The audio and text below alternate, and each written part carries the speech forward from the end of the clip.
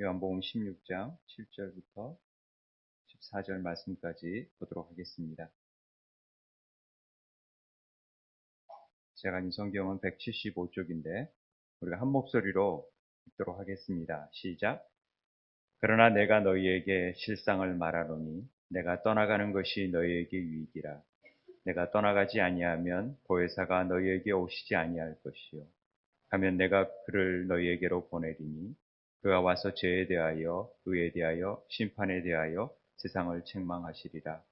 죄에 대하여라 함은 그들이 나를 믿지 아니하며 의에 대하여라 함은 내가 아버지께로 가니 너희가 나를 다시 보지 못하며 심판에 대하여서라 함은 이 세상 임금이 심판을 받았습니다. 내가 아직도 너희에게 이를 것이 많으나 지금은 너희가 감당하지 못하리라. 그러나 진리의 성령이 오시면 그가 너희를 모든 진리 가운데로 인도하시리니 그가 스스로 말하지 않고 오직 들은 것을 말하여 장래일을 너희에게 알리시리라. 그가 내 영광을 나타내리니 내 것을 가지고 너희에게 알리시겠음이라. 아멘. 신앙생활 하면서 성령님이 얼마나 우리 삶 속에서 중요한지에 대해서 익히 들어서 알지만 너무나 많이 들었기 때문에 그런지 몰라도 이 성령의 사역에 대해서 또 성령님에 대해서 우리가 너무 무지하고 아니 무시하고 아니 인식하지 못하고 살아갈 때가 참 많다라는 것을 고백하게 됩니다. 그래서 성령에 대해서 제일 먼저 수요기도회에 좀 더 깊게 알고자 하다 보니까 영이란 무엇인지 또 영혼 몸에 대해서 성령이 우리 몸에 임재하신 것이 어떤 의미를 가져오고 어떤 기능을 하게 되는지에 대해서 좀 자세하게 우리가 살펴봤는데 그게 벌써 7번째 시간이 지나고 이제는 8번째로 이제 성령님에 대해서 우리가 아는 시간을 갖고 있습니다. 우리가 성령님이 어떤 사역을 하시는지를 알면 알수록 사실은 우리에게 도움이 되지요. 이게 왜 악한 영의 사역인지 성령님의 사역인지를 구분해낸다라는 것은 지식이 없으면 절대 구분해낼 수가 없습니다. 그러나 이런 일들이 지식에만 많이 알고 많이 성령에 대해서 난 알아 그랬는데 그것이 경험되거나 삶 속에서 그분의 인도하심을 따르지 않으면 아무 의미 없다라는 것이죠. 그래서 성령님께 더 집중하고 성령님과 함께 동행하고 성령님을 경험하는 것, 조금이라도 경험하는 것이 우리 삶 속에서 아주 중요한 문제다라는 사실을 우리는 알아야 되는 것입니다. 그래서 지금 성령에 대해서 1차적으로 좀 알아야 되겠기에 성령에 대해서 좀 소개를 하고 성령님이 왜 이 땅에 오셨는지에 오늘 초점을 맞추면서 함께 나누고자 합니다. 우리가 성령에 대해서 성령님이 루하흐, 푸뉴마 이러면서 바람이고 호흡, 숨, 육체의 정신, 생명력, 기분, 감정, 인간의 의지, 도덕적 성품, 하나님의 영, 타락한 천사, 거룩한 천사, 이 다양하게 성령이라는 말이 쓰여지고 있다는 얘기를 드렸습니다. 그러면서도 이 성령이라는 것은 하나님의 영이시고 또 그리스도의 영으로도 예수의 영으로도 진리의 영으로도 능력의 영으로도 또 영광의 영으로 약속의 영으로도 불려지고 있다. 성령의 명칭이 이렇게 불려지고 있다. 하나님의 영으로 불려지고 있다.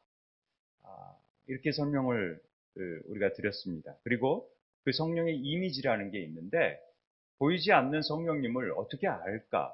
그래서 그걸 보여줄 길이 없는데 우리가 그냥 이미지를 통해서 그와 같이 이렇게 성령도 이렇게 나타날 수 있다라는 이미지로 보여진 부분이 바로 불, 또 다 태워버리고 뜨겁고 역사하는 불, 그 다음에 바람, 어디서 온지 모르지만은 그 바람을 통해서 느끼잖아요.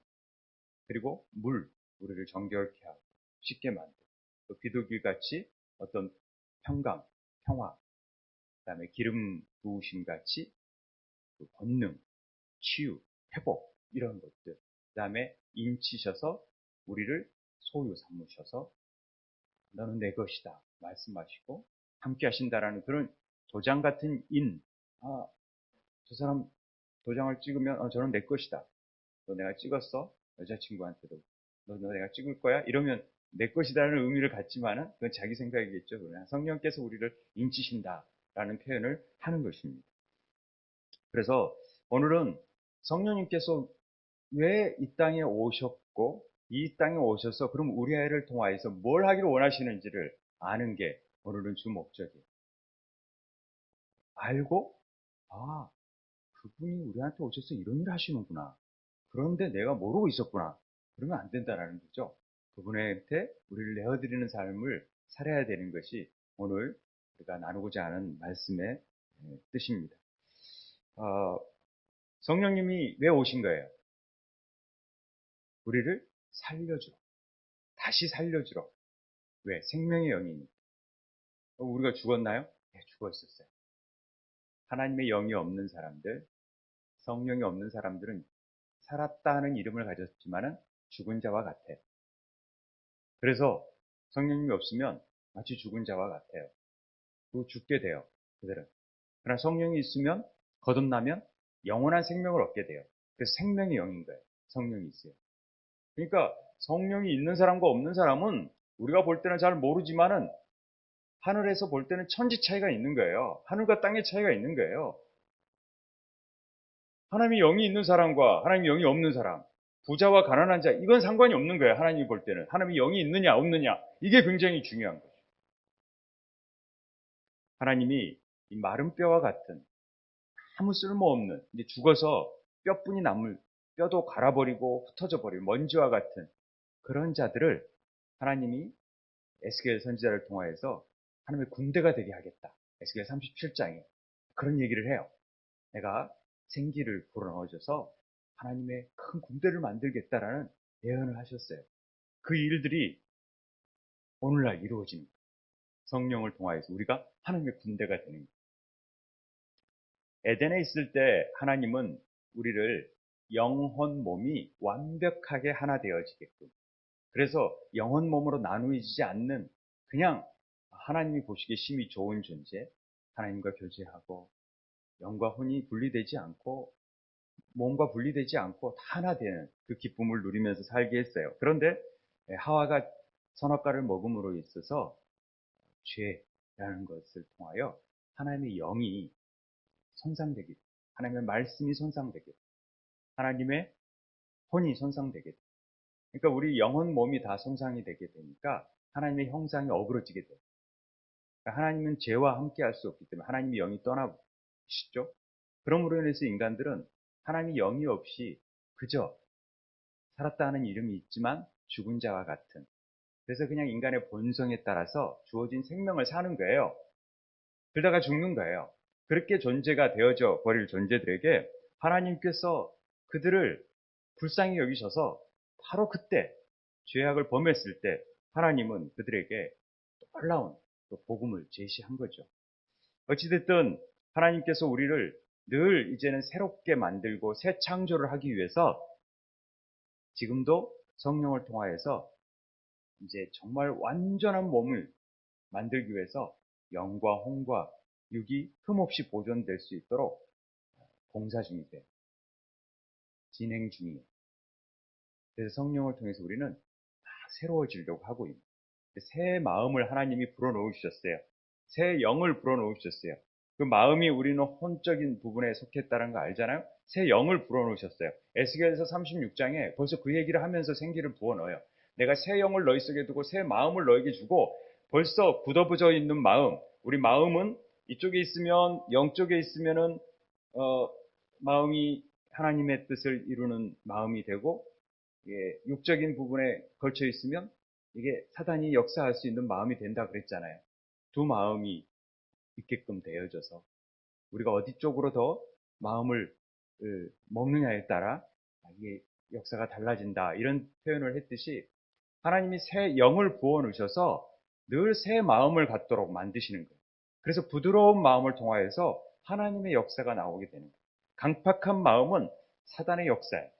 그래서 완악하고 막 강팍해지고 욕심내지고 막 이러는 거예요. 그러나 하나님의 영이 부어지면은 부드러워지는 거죠. 수용하고, 그래, 이해한다. 막 했다가도 또 부드러운 마음으로 변하게 되는 거예요. 그래서 우리가 영과 새 마음을 허락했으면 새 몸도 허락해 주셔야 되는데, 새 몸은 이제 부활해서 하나님이 다시 오셨을 때 신령한 몸으로 변화되어지는 고린도 전서 15장 44절에 신령한 몸으로 다시 살아나는 역사가 우리에게 나타나게 되는 거예요. 그래서 우리가 성령을 통하여서 하나님께서 우리를 이루시고자 하는 뜻이 무언지를 이제 나타내시는 거죠. 결과적으로 우리를 새로운 하나님, 처음에 만들었던 창조보다도 더 완벽한 하나님의 사람으로 만들고 새 하늘, 새 땅, 새 창조의 역사를 이루기 위해서 하나님은 성령을 보내셨다. 예수님을 보내시고 성령을 보내신 이유가 여기에 있는 거예요. 그런데 하나님께서 이런 일을 혼자 성령께서 다 하셔도 되지만은 성령께서는 우리와 함께 그 사역을 함께 하기를 원하세요. 이게 파트너십이에요. 하나님은 로봇처럼 딱 만들어가지고 너 새롭게 만들 거야 이렇게 하셨으면 좋겠지만 늘 우리를 존중하시고 우리와 그 사역을 행하기를 원하셔서 우리에게 그 주권을 함께 해주시는 거예요. 그래서 이렇게 하지 않으려 인격적으로 우리를 대해주세요. 그래서 우리가 했다. 니들이 했구나.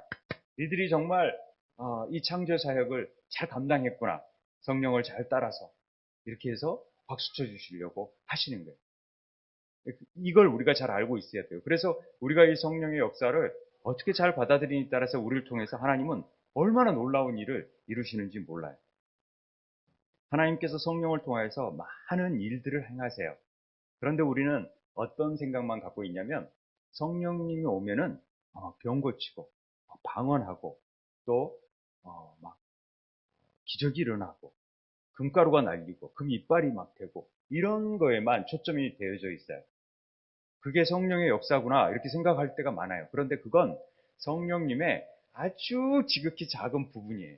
그런 역사가 안 일어난다는 게 아니라 그건 성령님을 너무 축소시키는, 성령님의 역사는 훨씬 더 큰 일을 행한다라는 것을 우리는 알고 있어야 돼요.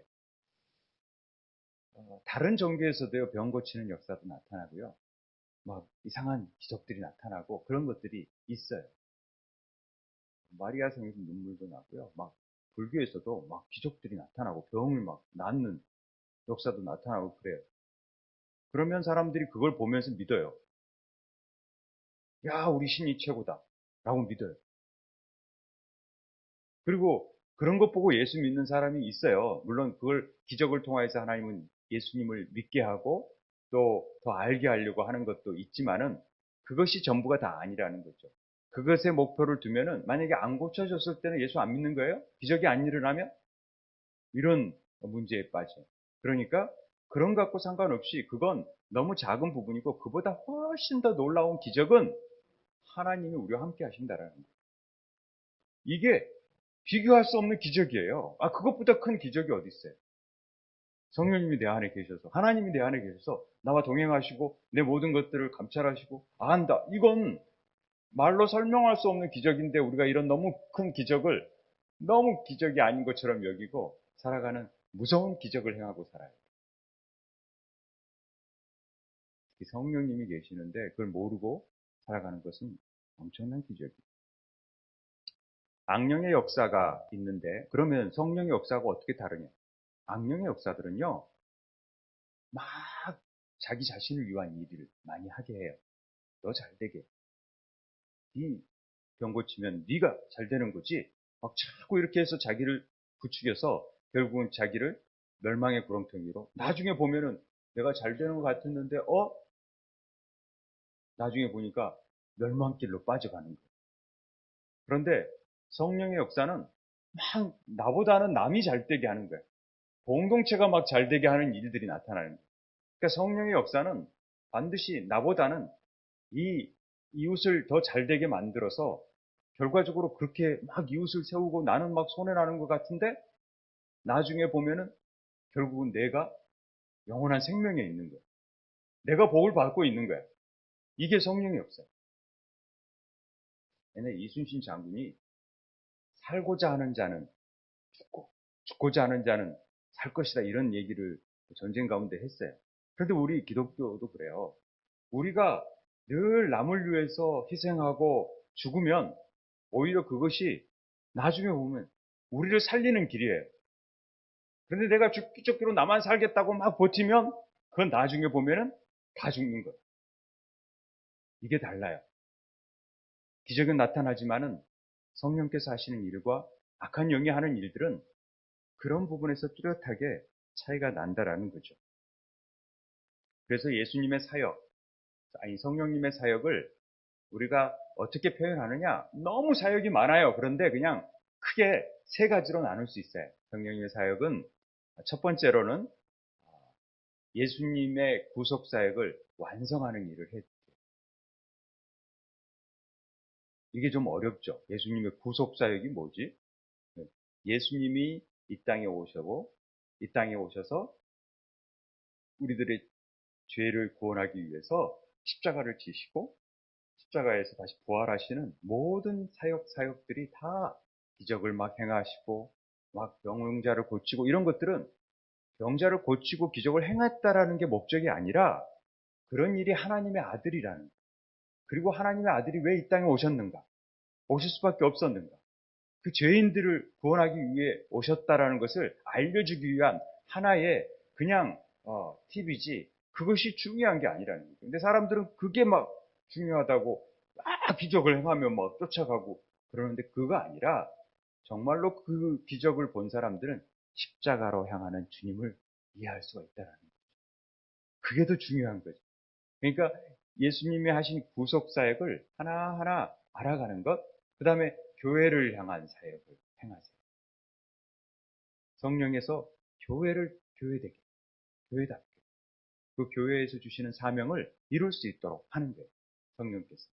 그 다음에 세 번째로는 우리 개인에게 대해서도 성령께서는 많은 사역을 행하시기를 원하세요. 아까 얘기한 이 먼저 예수님의 구속 사역의 완성을 한번 보자면은 요한복음에 많이 나타나요. 하나님의 말씀이 왜 육신이 되어져서 나타났는지에 대해서. 이 땅에 오신 이유, 왜 말씀이 육신이 되어 오셨는가. 그걸 우리는 몰라요. 그러니까 모르니까 그 안에 생명이 있고 빛이 있는데 그걸 거부하는 거예요. 그런데 성령을 받은 사람들은 저래서 오셨구나 라고 이해하게 돼요. 그 사역을. 뭔지는 모르지만 오신 이유를 성령께서 알게 해주신다라는 거죠. 이 구속사적인 관점은 하나님의 역사를 전부 다 구원의 관점, 예수님의 구원의 관점으로 본다라는 거예요. 그 구원의 죄인들을 구원하고 그래서 우리를 영원한 생명으로 이끄는 그런 초점을 가지고 보는 것, 그런 사역이 구속사적인 사역이라는 용어를 쓰는 거예요. 그러니까 창조 사역에서도 함께 하셨던 성령님이 예수님의 구원 사역은 예수님만 하는 줄 알았는데 그것도 성령님이 함께 하시더라. 그러니까 삼위 하나님은 늘 창조 사역에도 그렇고 구원 사역에도 그렇고 모든 사역에서 함께 하시는 거예요. 우리 하나님께서. 아담의 타락으로 죄 아래 놓여 있는 인간들을 구원하기 위해서 하나님이 놀라운 일을 이미 행하십니다. 선악과의 죄를 먹으니까 야단치고 책망은 했지만 그러나 너희들이 그 연약함 가운데 죄를 질 수밖에 없는 자구나. 그래서 내가 직접 가마 라고 생각한 게 창세기 3장 5절에 가장 중요한 원시 복음이라는 표현을 해요. 내가 너로 여자와 원수되게 하고 이게 내가 하나님이 너가 뱀이에요. 사단을 여자와 원수되게 하고 내 후손도 여자의 후손과 원수되게 하리라. 이 여자의 후손은 예수님을 얘기해요. 그래서 결과적으로 여자의 후손은 내 머리를 상하게 하겠어요. 뱀의 머리를 상하게 해서 십자가에서 그 모든 것들을 깨뜨려 버려요. 그런데 사단은 그의 발꿈치를 상하게 해요. 십자가를 지게 만드시잖아요. 그래서 그냥 발꿈치만 상하게 하는 거예요. 그러나 그 일을 통해서 사단은 멸망해버려요. 자기가 이겼다고 십자가에서 예수님 십자가에 다 죽였네? 이겼다고 생각했는데 그건 발꿈치를 살짝 건든 것처럼 되는 거지만 결국적으로 뱀의 머리가 잘려져 버리는 그런 일이 생겨나는 거죠. 뱀의 머리를 강력하게 이겼던 방법의 하나가 뭐냐면 하나님의 말씀 앞에 순종의 삶을 살았다. 예수님. 순종으로 십자가를 걸었기 때문에. 그러니까 순종은 강력한 힘이에요. 성령의 역사를 나타내죠. 매일매일 우리는 순종을 들일수록 이 미혹의 은 거짓말의 아비인 사단의 살인자요 모든 죄악된 행위를 가지고 있는 그 원조인 뱀의 머리를 박살낼 수 있는 힘은 순종이에요. 말씀 앞에 순종하는. 그래서 난 그렇게 말씀대로 이건 내가 안 맞는 것 같아 이렇게 생각하면 그건 다르지 못. 그냥 하나님 가라 했으니까 가고 내리라 했으니까 내리고 뭐 뒤뜰을 따질 거 없어. 남들이 뭐라 그래도 저 사람 또라이 같다 그래도 나는 하나님 말씀 앞에 순종함으로 나아가겠다 이렇게 하는 게 필요해요. 분명한 하나님의 말씀이라면 그렇게 따라가야 된다는 거죠. 그래서 이게 원시 복음이라고 해요. 창세기 3장 15절. 가장 기본적인 복음이다. 먼저 우리에게 예수 그리스도를 보여줬던 복음이다. 이렇게 표현하는 거예요. 그리고 그게 2000년 훨씬 지난 후에 하나님이 4000년이 지난 시간적으로는 뭐라고 말할 수 없지만 그런 이후에 예수님이 이 땅에 오시는 거예요. 그래서 성령님으로 하여금 이 구속사역을 막 돕도록 하셨어요. 그게 어떻게 도우시냐면 성령님이 동정녀 마리아에게 능력으로 임하셔서 예수님을 잉태케 만드신 일이에요. 놀랍죠? 동정녀가 애를 낳는다? 이거 이해가 안 되는 거예요. 이거 이해가 안 돼가지고 예수 못 믿는 사람 제가 많이 봤어요. 성령이 내게 임하시고 지극히 높으신 의 능력이 너를 덮으리라 마리아에게. 그러면서 네가 거룩하니 낳을 사람은 하나님의 아들이다. 이렇게 천사가 와서 전해주잖아요. 그런데 성령의 능력을 통해서 하나님의 아들이 잉태케 되는 역사가. 남자와 여자가 상관을 해야 임신이 되고 되는 어떤 우리의 원칙, 원리를 하나님이 뒤바꿔 버립니다. 그렇게 하면은 하나님의 죄의 문제가 해결되지 않으니까 하나님의 영으로만 잉태케 할 수 있는 일이 나타나는 거예요. 이게 하나님의 놀라운 섭리라는 걸 알게 돼요. 그러니까 성령님의 역사를 지금 계속 구속사역 가운데 성령께서 함께 하신다라는 것을 지금 말하고 있는 거예요. 과학이 굉장히 우리는 합리적으로 생각하면 과학이 멋지고 논리적이고 그런 것 같죠. 그런데 실제적으로 과학은 그냥 미천한 어떤 학문의 하나예요.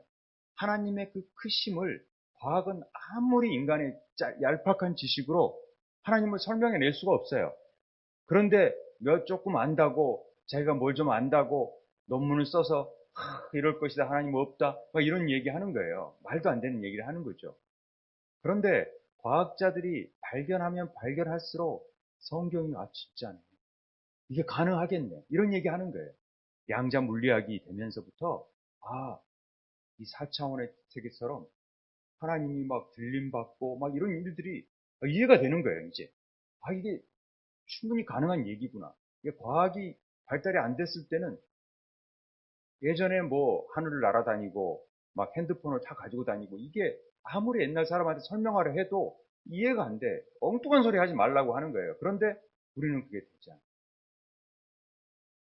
이해가 되잖아. 과학이 발달될수록 하나님의 역사를 이 5차원, 3차원, 4차원, 5차원의 세계를 이해하게 되게끔 돼 있어요.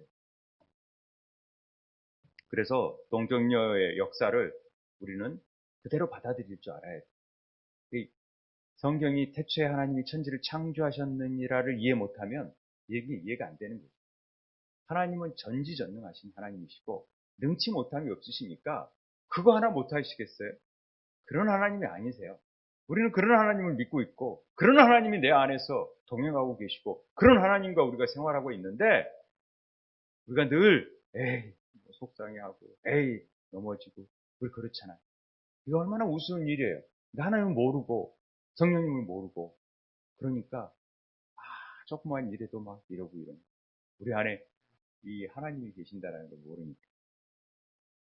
그래서 예수님의 사역을 성령님께서 도우시고, 그래서 공생애도 도우심으로 시작해요. 이제 사역을 예수님이 딱 시작할 때 세례를 받잖아요. 세례를 받는 가운데 어떤 일이 일어나냐면은 비둘기 같은 성령이 광야에 40일 동안 성령으로 이끌림을 받고 성령이 비둘기같이 나타나고 막 이런 너는 내 사랑하는 아들이라 내가 너를 기뻐하노라라는 음성을 듣게 되는 거죠. 이미 성령으로 잉태되셨고 성령이 그 안에 계세요. 그런데 위로부터 성령이 덧입혀지는 거예요. 이분이 하나님의 아들이라는 것을 나타내기 위해. 안 그러면 사람들이 잘 모르니까 그 보여주는 거예요. 하나님의 아들이라. 해도 몰라요. 그러나 성령이 아는 사람들은 그 음성을 들을 줄 알게 되고 알게 돼요. 눈이 열려져 있습니다. 영은 영을 알아보고 저분이 기구나라는 걸 알게 되는 거죠. 그리고 성령님께서 예수를 죽은 자 가운데서 살리셨다는 것을 전하게 됩니다. 부활했다라는 것을 알게 하십니다. 죽은 자 가운데서 살리시는 그 일들을 알게 하는 것은 성령께서 알게 하십니다. 우리는 보지 못하고도 알잖아요. 하나님이 부활하셨다라는 것. 모르는 사람도 있지만, 그러나 아는 것은 성령님께서 확실히 알게 하십니다. 부활하셨다. 말씀을 깨닫게 하시고 그 말씀 믿어지게 하는 것은 성령님의 역사예요. 로마서 8장 11절에 그런 말씀이죠. 예수를 죽은 자 가운데 살리신 이의 영이 너희 안에 거하시면, 예수 그리스도를 죽은 자 가운데 살리신 이가 너희 안에 거하시는 그의 영으로 말미암아 너희 죽은 몸도 살려. 그러니까 그걸 믿는 자들은 우리 죽은 몸도 다시 살리시는 거예요. 이게 놀라운 거죠. 그러니까 생명의 영이에요. 살리는 영이에요. 우리 안에 거하시는 영. 얼마나 놀라운 일이에요. 그리고 부활 승천하시면서 너희들은 기다리고 있어. 성령님 기다리라. 이런 말씀을 하세요. 누가복음 24장 49절에 볼지어다 너희가 아버지께서 약속하신 것을 너희에게 보내리니 너희가 위로부터 능력을 임할 때까지 이 성에 머물러. 그러니까 너희들이 성령이 있을지라도 성령의 능력을 덧입지 않으면 절대로 아무 일도 할 수 없다라는 것을 분명하게 보여주고 머물러 있으라고. 그래서 오순절날 성령이 임하게 되거든요. 그러니까 성령님은 우리 구원 사역이 완성할 때까지 힘없이 우리와 동행하시고 함께 하시고 우리를 통해서 그 사역이 예수님의 사역이 완전하게 되었다라는 것을 자꾸만 우리에게 알게 하시고 인정하게 해요. 그리고 절대로 우리를 떠나지 아니하신다고 말씀하셨어요. 세상 끝날까지 우리와 함께 하신다라는 얘기를 해주시는 거예요. 그 일을 이루시기 위해서 성령님이 오셨어요. 그 오신 이유가 첫째가 예수님의 사역, 예수님이 왜 이 땅에 오셨는지 이거 알게 하죠. 그분이 왜 죽으시고 십자가를 가지고 왜 부활하셨고 하는 것들을 우리가 성령님을 통하지 않으면 이해할 수가 없어요. 매일 맨날 십자가 부활 교회에서 막 얘기하는데 이게 뭔지 나하고 무슨 상관이 있는지를 모르는 거죠. 그 다음에 두 번째 사역이 뭐냐면 교회를 향한 사역이에요. 성령님이 예수님을 알게 하다가 교회가 뭐예요? 우리가 구원받은 사람들을 모여있는 모임, 예수님을 믿는 사람들이 이렇게 한 무리가 있어서 모여있는 것을 교회라고 해요. 건물이 아니라. 그러니까 우리가 교회예요. 그럼 우리를 통해서, 이 교회를 통해서 뭘 하려고 이 성령님을 보내셨는지를 알아야 돼요. 교회에서 어떤 일을 행하시는데 그 일이 뭐냐, 그걸 알고 싶은 거예요. 오순절에 한 사람에게 임한 게 아니라 120명의 다락방에 모여있는 사람들에게 성령이 임하신 것은 그걸로부터 교회가 시작되거든요. 제일 처음에 성령께서 하시는 일은 하나 되게 하십니다. 우리가 하나라는 거예요. 그리스도의 몸된 지체 안에서 우리는 남이 아니야. 우리가 남인가? 아니라 하나다. 교회 안에 있는 자들에게는 그리스도와 연합되어져서 각자의 역할은 다르지만은 각 교회들이 다 다르지만은 그리스도 안에서 우리는 다 한 형제다. 이런 것을 알게 하십니다. 교회가 하나라는 사역을 잊지 말아야 돼. 이게 아주 중요해. 고린도전서 12장 3절에 우리가 한 성령으로 세례를 받아서 한 몸이 되었다라는 얘기를 하고 있어요. 한 성령을 마시게 돼요. 그래서 한 영이 되어져서 우리는 한 마음으로 한 뜻을 이루어야 돼요. 몸된 교회는 예수님의 사역을 우리가 이어받아서 그 일을 행할 줄 알아요. 그것이 교회의 사명이에요. 그러니까 예수님이 연합한 다음에는 예수님의 사역을 이루어가는 것이죠. 그 사역이 뭐예요? 예수님이 가신 그 좁은 길을 걸어가는 거예요. 생명의 길을 걸어가는 거예요. 넓은 길로 가지 않는 거예요. 끝까지 말씀에 순종하는 삶을 살아가는 거예요. 그 사명을 감당하는 것이 쉬울 것 같아요? 어려워요. 힘들어요. 환난과 핍박이 있어요. 굉장히 힘들어요. 인간의 힘으로 이걸 감당하기는 굉장히 어려워요. 그래서 성령님이 이 일을 행할 수 있도록 우리에게 힘과 도움을 주시는 거예요. 그래서 성령님의 도움이 없이 주님의 길을 따라갈 수가 없어요. 교회가. 성령님이 없이 주님의 일을 행할 수가 없어요. 성령님이 없이 얼마든지 일을 행할 수 있어요. 멋지게 막 전도잔치도 하고 뭐도 행할 수 있는데 그래봤자 아무 의미가 없어요. 성령님이 없이. 다 엉뚱한 길로 갑니다. 성령님이 원하시는 길로 가야 돼요. 데살로니가전서 1장 6절에 너희는 많은 환난 가운데에서 성령의 기쁨으로 말씀을 받아 우리 주를 본받는 자가. 그러니까 사명을 온전히 감당하도록 이런 환난과 어려움 속에서도 기쁨과 능력을 행할 수 있도록 하나님이 바꿔주신 역할이 성령께서 하시는 겁니다. 그러니까 교회는 어려움 가운데서도 늘 기쁨을 가지고 나아갈 수 있어요. 왜? 성령님이 계시기 때문에. 성령님이 그 기쁨을 주세요. 맨날 교회가 어려웠고 힘들고 핍박받는 것 같은데 성령님께서 그 일을 더 기쁨으로 행할 수 있도록 만들어주세요. 요즘 교회를 핍박한다는 얘기를 많이 들어요. 교회를 박해해요. 정권이 막 박해한다. 그러면 우리가 나가서 데모하고 광화문 나가야 하고 막 이렇게 태극기 들고 나가야 됩니까? 그걸 하나님은 원치 않으세요. 청와대 게시판에 뭘 쓰는 걸 원치 않으세요. 하나님의 게시판에 쓰기를 원하세요. 하나님 앞에 엎드리기를 더 원하세요. 먼저 그런 다음에 하나님 뜻이 무엇인지를 깊이 깨닫고 우리가 우리대로 어떤 일들을 행하면 또 다른 폭력을 불러일으킬 수 있지만은 비난받고 욕하면 그냥 듣는 거예요. 우리가 올바른 일을 했어도 비난하면 듣는 거예요. 이게 성령의 역사예요.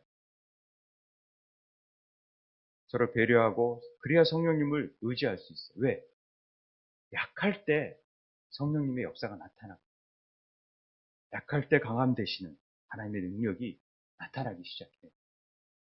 그래서 고린도 후서의 12장 10절에 보면은 내가 그리스도를 위하여 약한 것들과 능욕과 굽핍과 박해와 공고를 기뻐하노니 는 내 약한 그때에 강하다.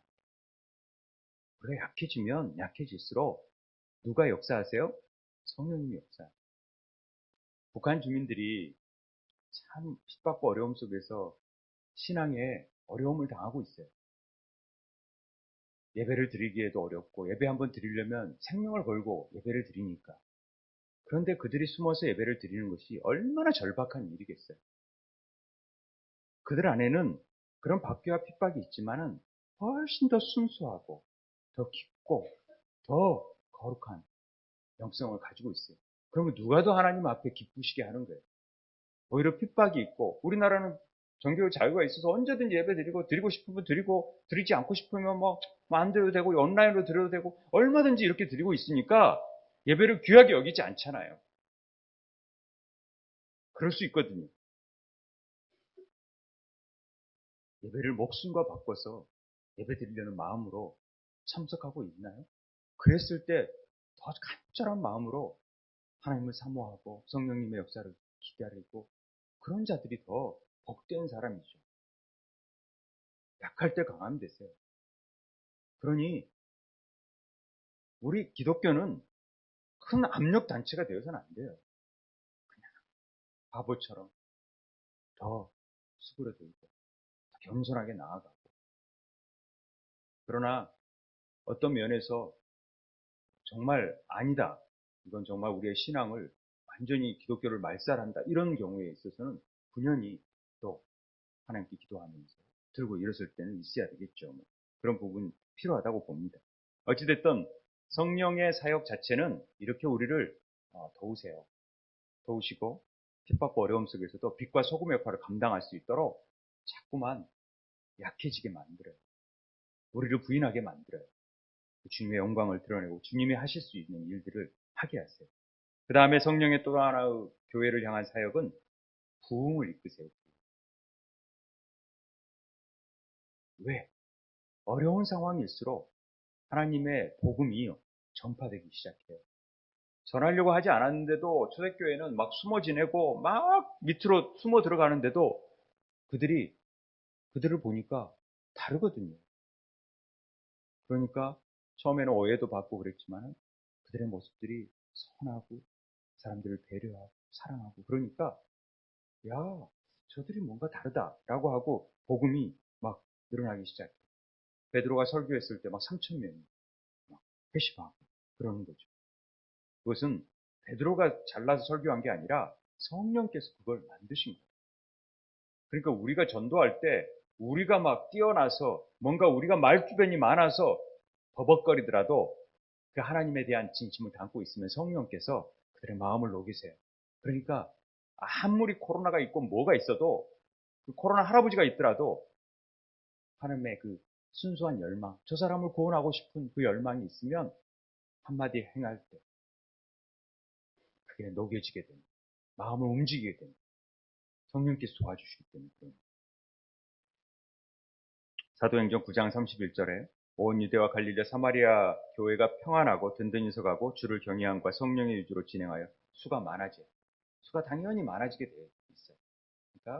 그러니까 우리 할도리하고 말씀과 기도해 하나님 말씀에 순종하고 성령님의 역사에 편승하면은 교회는 부흥하게 되어 있어요. 막 부흥하려고 안 하려고 해도 그냥 돼요. 목장에서 정말로 성령의 인도하심 속에서 지금은 힘들고 어렵지만은 부여할 거 없지만은 정말 간절히 사모하고 있을 때 하나님이 부어주실 때 얼마든지 부어주신다라는 것을 분명히 우리 가정교회 역사 가운데 경험하게 돼요. 마지막으로 개인적인 사역에 대해서 살펴보겠습니다. 성령께서 우리 개인, 나에게는 어떤 영향을 미치나 성령께서 우리를 회개하게 만드세요. 진정한 회개로 이끄세요. 왜? 죄를 깨닫게 하거든요. 성령께서 오셔서. 옛날에는 죄인지 몰랐는데 하나님은 몰랐던 죄에 대해서 오늘 읽었던 말씀처럼 죄에 대해서 깨닫게 해요. 왜? 이런 책망을 하시거든요. 책망. 너 왜 그랬어? 왜 그런 일을 했어? 라고 막 찔림을 주세요. 그러면 그것이 우리를 야단치려고 그런 게 아니라 회복하고 변화되게 잘 되게 만들려고 우리 야단치죠? 부모님들이. 에이 왜 나만 야단치? 그런 게 아니라 사랑하니까. 더 잘 되게 하려고. 그러듯이 성령께서 우리를 채근하세요. 우리가 잘못 길로 가면은 내비게이션이 길을 잘못 들었습니다. 다른 길로 인도할 이렇게 하듯이 성령께서 자꾸만 우리에게 너 그 길로 가면 안 돼 라고 얘기하는 거죠.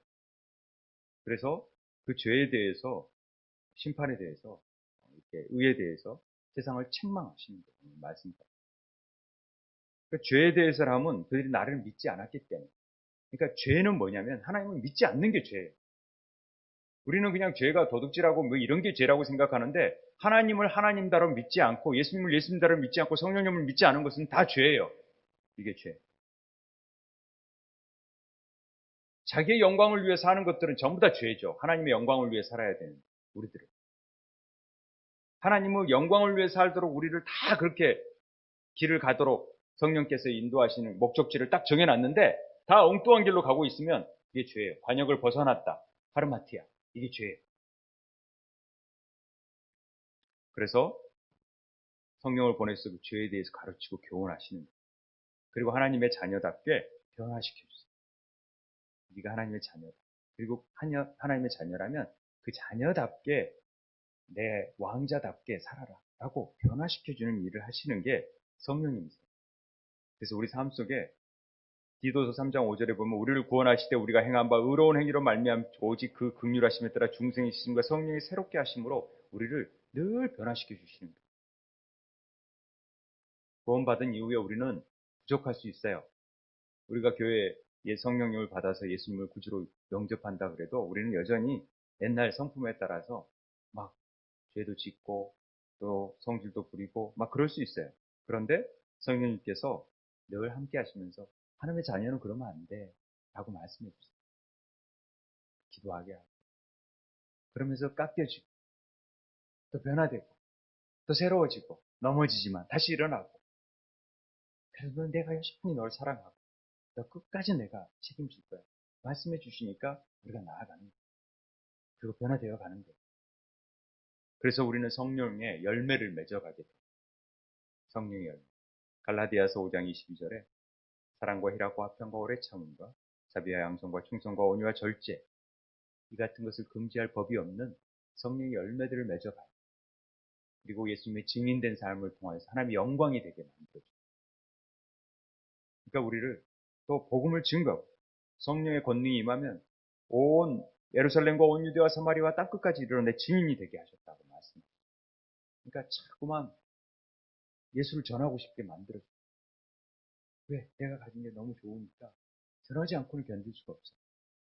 이 열매들이 막 나타나니까 기쁨의 열매, 막 희락의 열매, 그리고 참 전에도 욕하고 그러면 참고 오래 참고 막 이렇게 되면은 막 우리 안에서 그런 마음이 나타나서 하나님의 영광을 위해 사는 삶으로 바뀌어지게 되어가는 거예요. 그리고 죄와 사망의 법에서 우리를 건들 자가 아무것도 없어요.